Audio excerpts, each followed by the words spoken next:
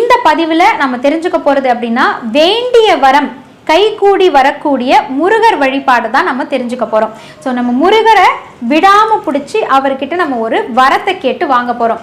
48 நாளுக்குள்ள அந்த வரம் உங்களுக்கு நடந்தே தீரப்போகுது. அதற்கான ஒரு வழிமுறையை தான் நான் சொல்ல போகிறேன். ஸோ வேண்டிய வரம் கைகூடி வருவதற்கான முருகர் வழிபாடு என்ன அப்படின்றத நம்ம பார்த்துடலாம். ஏன்னா நமக்கு கண்ணுக்கு தெரிஞ்ச கலியுக கடவுள் அப்படின்னு நம்ம சொல்லக்கூடியவர் நம்மளுடைய தமிழ் கடவுளாகிய முருகர் தான். ஸோ முருகரை நம்பி போனவங்க வினை தீர்ந்து வரக்கூடியவர்கள் தான். வேல் இருக்கும் பொழுது நமக்கு வினை இல்லை அப்படின்றது நம்ம எல்லோருக்குமே தெரியும். ஸோ அதனால எந்த முருகர் ஆலயத்திற்கு சென்றாலுமே அங்கே மனமுருகி பிரார்த்தனை செய்யக்கூடிய ஒவ்வொருத்தருடைய பிரார்த்தனையுமே அந்த முருகப்பெருமான் கேட்டு தீர்த்து அருள் தந்து கொண்டு தான் இருக்கின்றார்.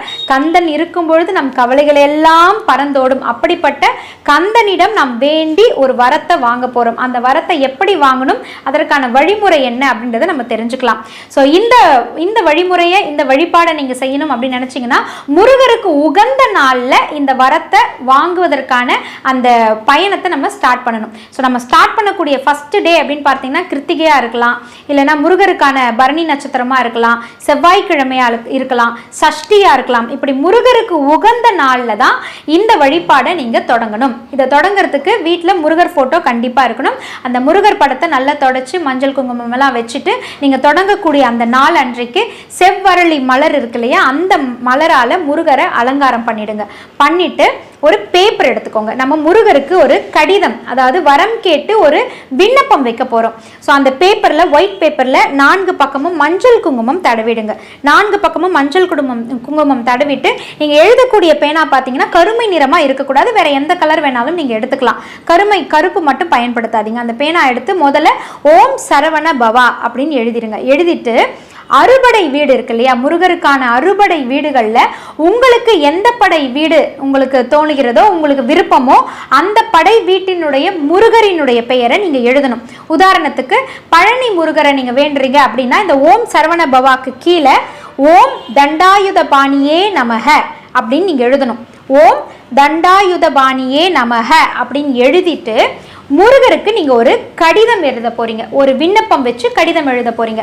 எப்படி சாமி முன்னாடி நின்றுக்கிட்டு இறைவா என்னுடைய வாழ்க்கையில நான் இவ்வளோ இதெல்லாம் பார்த்துட்டேன், எனக்கு இப்போ இப்படி ஒரு பிரச்சனை வந்திருக்கு, இந்த பிரச்சனை இதனால இப்படி வந்திருக்கு, இதற்கான தீர்வு நீ எனக்கு கொடு, இந்த தீர்வு இப்படி இருந்ததுன்னா மகிழ்ச்சியா இருக்கும், இல்லை நீங்க இந்த தீர்வை எப்படி எனக்கு சால்வ் பண்ணி தர போறீங்க அப்படின்னு நம்ம வேண்டுவோம் இல்லையா, அந்த கோரிக்கையை அப்படியே நீங்க எழுதணும்.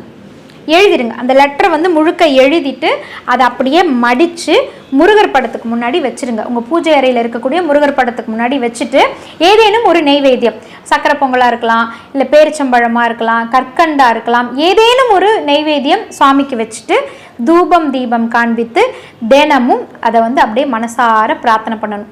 அந்த வரத்தை எனக்கு கொடுத்துருங்க, அந்த வரத்தை எனக்கு கொடுத்துருங்கன்னு சொல்லிட்டு மனசார நீங்கள் 48 நாள் இதை செய்யணும். தொடர்ந்து 48 நாள் செய்யணும். பெண்களுக்கு மாதவிடாய் காலத்தில் அந்த 3 நாட்கள் மட்டும் விட்டுட்டு வீட்டில் இருக்கக்கூடிய ஆண்களை விளக்கேற்றி வைக்க சொல்லுங்க. ஆனால் விளக்கேற்றுதல் அப்படின்றது கண்டிப்பாக அந்த 48 நாள் நடந்தே தீரணும். முதல் நாள் அந்த கடிதம் வச்ச உடனேயே விளக்கேற்றுறீங்க இல்லையா, அன்றிலிருந்து தொடர்ந்து 48 நாள் விளக்கேற்றிக்கிட்டே இருக்கணும் நீங்கள். ஸோ இதை நீங்கள் செஞ்சு பாருங்க. கண்டிப்பாக 48 நாள்லையே கொஞ்சம் 2-3 நாட்கள் ஒரு வாரத்துக்குள்ளேயே நீங்கள் என்ன வரத்தை வச்சிங்களோ அதற்கான ப்ராசஸ் ஸ்டார்ட் ஆகிடும். முருகப்பெருமான் அதற்கான ப்ராசஸை உங்களுக்கு ஆற்றலின் மூலமாக அருளின் மூலமாக வழங்கிடுவார். கண்டிப்பாக அந்த ப்ராசஸ் ஸ்டார்ட் ஆகி அந்த 48 நாளுக்குள்ளே நீங்கள் வச்ச அந்த கேட்ட வரத்தை அவர் கொடுத்துருப்பாரு, நீங்கள் அதை முடிச்சிருப்பீங்க. அப்படி நீங்கள் வேண்டியது நிறைவேறிடுச்சு அப்படின்னா அந்த நீங்கள் எழுதி வச்சிங்க இல்லையா, அந்த கடிதத்தோட ஒரு காணிக்கையுமே வச்சு தூபம் தீபம் காண்பித்து பிரார்த்தனை செஞ்சுட்டு எந்த படை வீட்டு முருகனை நீங்கள் வணங்கினீங்களோ அந்த ஆலயத்திற்கு கிளம்பிடுங்க. நேராக அந்த படை வீட்டுக்கு போய் அந்த கடிதத்தையும் கூட வச்ச காணிக்கையும் சேர்த்து உண்டியலில் போட்டுட்டு உள்ளே போய் இறைவனை தரிசனம் செஞ்சுட்டு ஒரு அர்ச்சனை செஞ்சுட்டு மனதார பிரார்த்தனை செஞ்சுட்டு நன்றி சொல்லிட்டு பெருமையோடு வீட்டுக்கு திரும்பி வாங்க. ஸோ முருகப்பெருமானை இறுக பற்றி கொண்டு வேண்டிய வரத்தை தந்தே தீர வேண்டும் என்று கூறக்கூடிய ஒரு கடித வழிபாடு முறையை தான் இன்னைக்கு நம்ம தெரிஞ்சிருக்கோம். ஏன்னா நம்ம எண்ணங்களை வந்து எழுத்துக்களாக கொடுக்குறோம். அந்த எழுத்தை வந்து இறைவனிடம் ஒப்படைச்சு அதை தொடர்ந்து 48 நாள் அதை நம்ம நினைச்சு நினைச்சு அதை சொல்லி அந்த எழுத்துக்களுக்கு ஆற்றலை இறைவன் மூலமாக பெற செய்து அதை நம்ம வாழ்க்கையில செயல்படுத்துவதற்கான முயற்சி தான் இது. அதற்காக தான் ஒரு மண்டலம் 48 நாள் விளக்கேற்றி அந்த ஜோதியின் வடிவத்தில் நம்ம அந்த இறைவனுடைய அருளை பெறணும் அப்படின்றதுக்காக தான் இந்த வழிமுறையை உங்களுக்கு சொல்லியிருக்கோம். ஸோ இது வந்து ரொம்ப பாரம்பரியமா பழமையான முறையில செய்யப்படக்கூடிய ஒரு வழிபாட்டு முறை.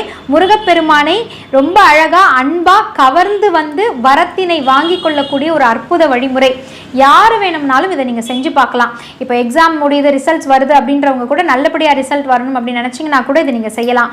அடுத்து நான் போய் சேரக்கூடியது எனக்கு பிடிச்ச இதுவாக இருக்கணும் அப்படின்னாலும் நீங்கள் இந்த லெட்டர் எழுதி நீங்கள் செய்யலாம். வீட்டில் எத்தனை பேருக்கு வேணும்னாலும் அவங்க செய்யலாம். ஆனால் மறக்காமல் இதை நீங்கள் ஆரம்பிக்கக்கூடியது முருகருக்கு உகந்த நாளில் ஆரம்பித்து தொடர்ந்து 48 நாள் செய்யணும். மறக்காமல் விளக்கேற்றிட்டு வரணும். அறுபடை வீடில் ஏதேனும் ஒரு வீட்டு முருகனை நினச்சி அந்த முருகரினுடைய பெயர் சரவண பவான்னு போடுவதற்கு அடுத்து நீங்கள் அதை போடணும்.